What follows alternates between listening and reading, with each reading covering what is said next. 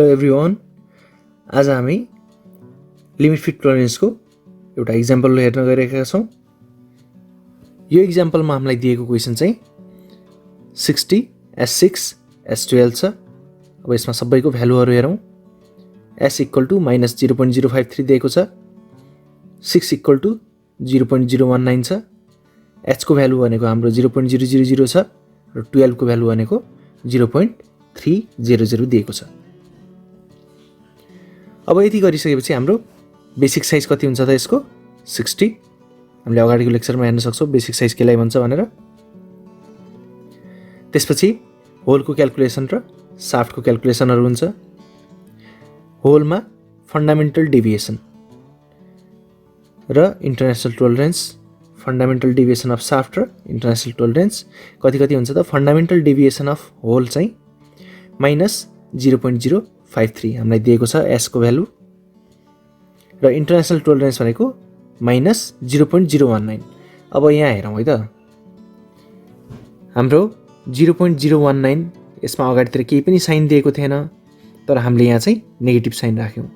किन negative sign राख्यौँ त, यो फन्डामेन्टल डेभिएसनको साइन जुन छ त्यही साइन चाहिँ हामीले यतातिर राख्छौँ है त। फन्डामेन्टल डेभिएसनको साइन हामीलाई यहाँ 0.053 दिएको थियो, त्यसैले गर्दा हामीले यसको टोलरेन्सको साइन पनि त्यही राख्यौँ।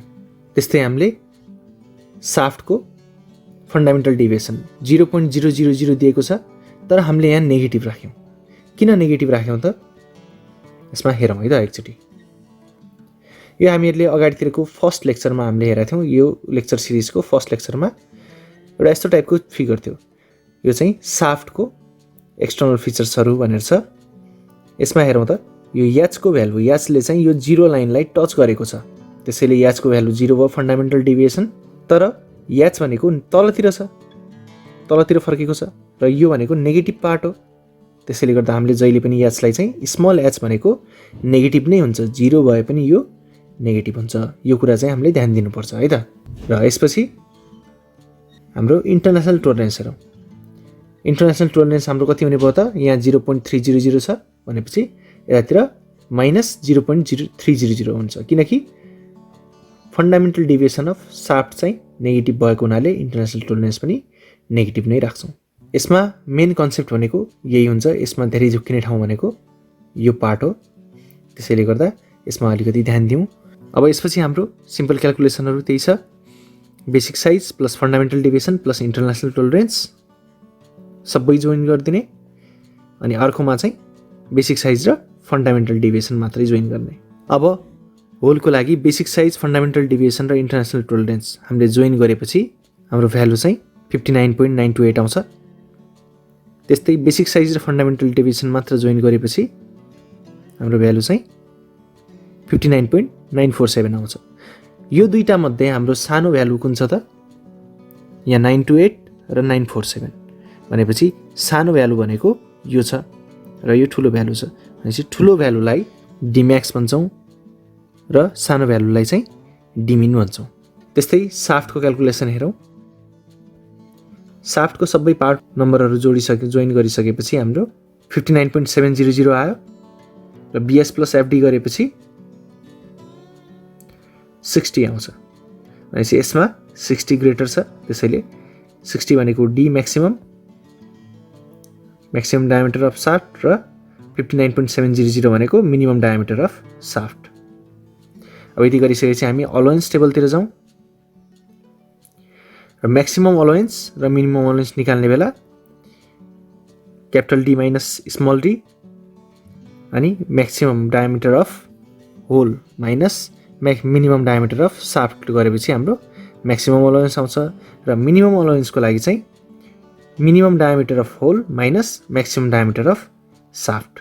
अब यसको म्याक्सिमम अलोवेन्स भनेको 0.247 छ र मिनिमम अलोवेन्स भनेको चाहिँ 0.072 छ। नेगेटिभमा आएको छ मिनिमम अलोवेन्स र म्याक्सिमम अलोवेन्स भनेको पोजिटिभमा आएको छ। अब यसमा चाहिँ दुईटा डिफ्रेन्ट साइनहरू आयो, त्यसैले यसलाई चाहिँ हामीले ट्रान्जिसन फिट भन्छौँ। एउटा पोजिटिभ र अर्को नेगेटिभ आएको हुनाले यसलाई चाहिँ ट्रान्जिसन फिट।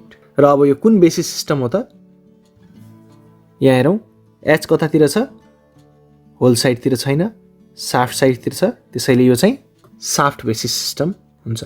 अब यसको हामी ड्रइङ गर्नतिर लागौँ। अब यसमा सुरुमा हामीले एउटा डाटम लाइन तान्छौँ र त्यसपछि हामीले एउटा अर्को लाइन माथितिर तान्छौँ, त्यसलाई बेसिक साइजको लाइन भन्छौँ र यो डाटम लाइन र बेसिक साइजको लाइनको बिचको डिस्टेन्स चाहिँ हाम्रो 60 भनेर मान्छौँ।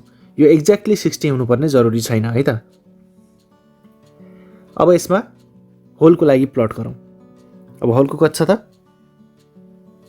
यो दुईटा लाइनहरू बनाउँछौँ सुरुमा होलको लागि। अब होलको डायमिटर म्याक्सिमम डायमिटर कति छ 59.928 भनेपछि यो बेसिक साइजभन्दा कम छ।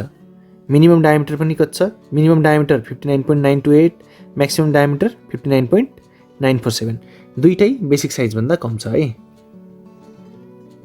अब पहिला त्यो ब्रेक लाइनहरू बनाऊ, त्यसपछि यो 59.947 र 59.928। अब यति भइसकेपछि हाम्रो नेक्स्टमा के गर्छौँ त, हामीले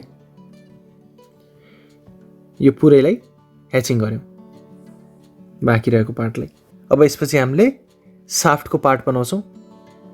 साफ्टको पार्ट बनाउनुलाई दुईटा लाइनहरू बनायौँ, त्यसपछि हामीहरूले अगाडिको फ्रन्ट पार्ट यसको च्याम्फरवाला पार्ट बनायौँ, त्यसपछि पछाडितिर साफ्टको ब्रेक लाइन बनायौँ र त्यहाँ चाहिँ ह्याचिङ गर्नुपर्छ।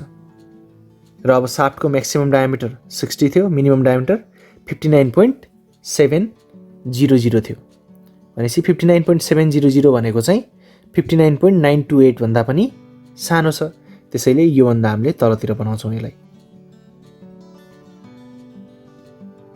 र त्यो दुईटा म्याक्सिमम डायमिटर र मिनिमम डायमिटरको बिचको जुन डिस्टेन्स हुन्छ त्यसलाई चाहिँ यो बिचको ग्याप हुन्छ, त्यसलाई हामीले के भन्छौँ त, यो टोलरेन्स जोन भन्छौँ।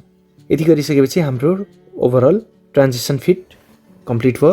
अबको नेक्स्ट लेक्चरमा हामी क्लियरेन्स फिट और इन्टरफेरेन्स फिटको बारेमा हेर्छौँ। Thank you every one for watching. See you in the next lecture.